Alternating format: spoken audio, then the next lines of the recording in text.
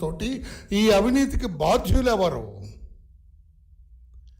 వీళ్ళ అవినీతి వలన నాసిరకం మద్యం సేవించటం వల్ల వేలాది మంది చనిపోయినారు,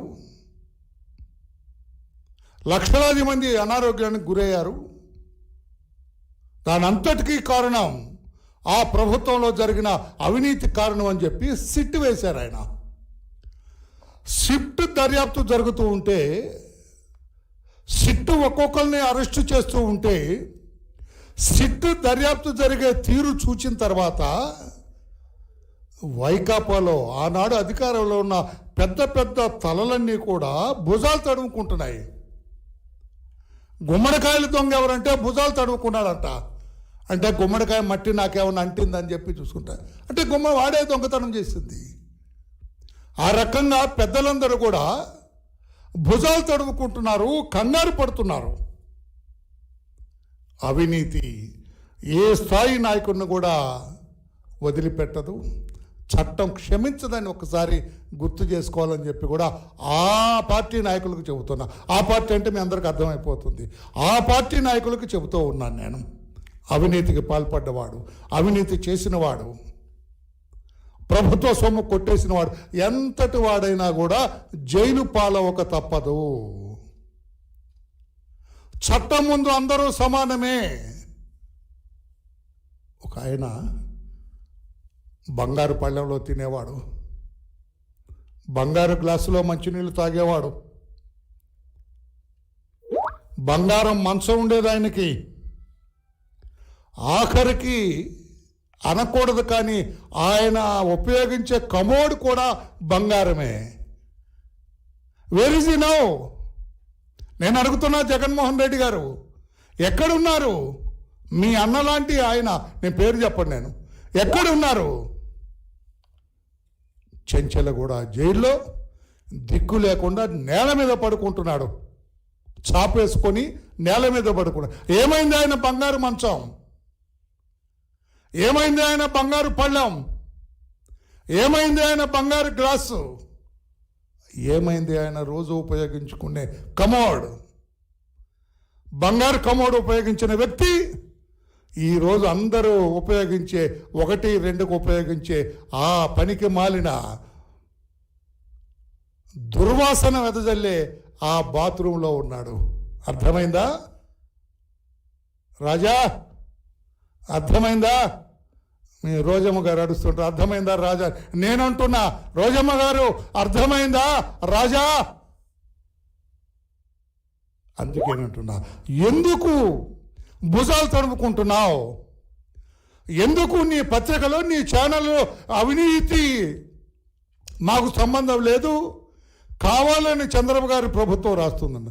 కావాలని రాయటం అంటే ఏం బుర్రలేదా మీకు? బుర్రలేదా మీకు? మీకేం అడ్వకేట్స్ లేరా? మీకేం న్యాయవాదులు లేరా? సిట్ దర్యాప్తు చేస్తూ ఉంటే ఫస్ట్ రిమాండ్ రిపోర్ట్లోనే దే హ్యావ్ క్లియర్లీ మెన్షన్ 3,200 కోట్ల రూపాయల అవినీతి జరిగింది, ఇంకా దర్యాప్తు పెండింగ్లో ఉంది. Their line of investigation first case diary అంటారండి.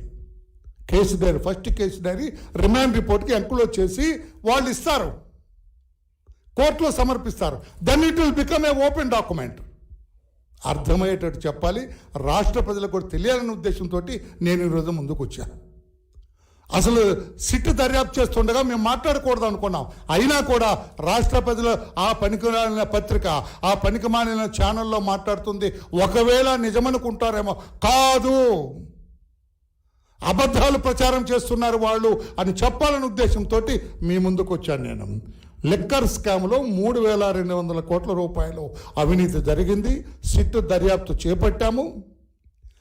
ఈ కసిరెడ్డి అని అతన్ని మేము అరెస్ట్ చేసాం, అంతా తానే అని వాళ్ళ కేసు డైరీలో మెన్షన్ చేయటం జరిగింది.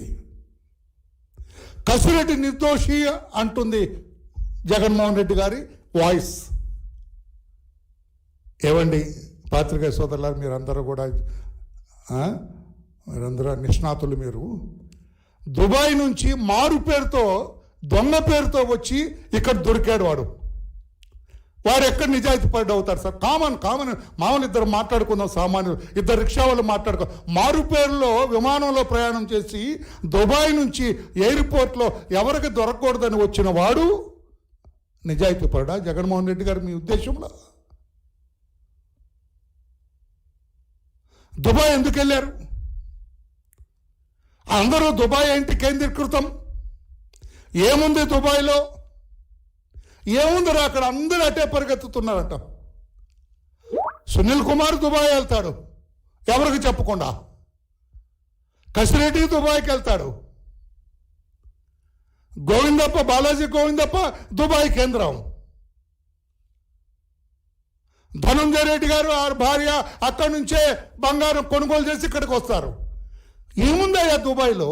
ఏంటి దుబాయ్ ఏంటి? ఏముంది దుబాయ్లో? అది కూడా దర్యాప్తు జరుగుతుంది. దుబాయ్లో దర్యాప్తు జరిగితే రాజా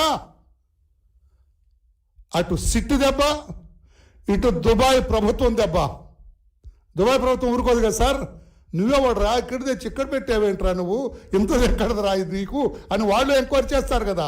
అటు చెంప దెబ్బ, గోడ దెబ్బ రెండూ తప్పవు రాజా అని నేను తెలియజేస్తాను. నేను ఎవరి పేరు చెప్పట్లేదండి. రాజా అంటే మీరు ఎవరైనా ఊహించుకోండి. ఎందుకు నువ్వు నీ పత్రికల్లో ప్రజల్ని తప్పుదారి పట్టిస్తున్నావు? వాళ్ళు దర్యాప్తు చేసిన నిష్ణాతులైన అధికారి బృందం దర్యాప్తు చేసి కోర్టుకి వాళ్ళు రికార్డు సమర్పిస్తూ ఉంటే నీకేదన్నా అవి నిర్దోషుల్ని పోలీసులు సిట్టు రూపేణా అరెస్టు చేసి అనిపిస్తే court document is open, remand report ఉంది, కేసు డైరీ ఉంది, నువ్వు వెళ్ళు. ఏ కోర్టు అని నీకు సంధిస్తుందా?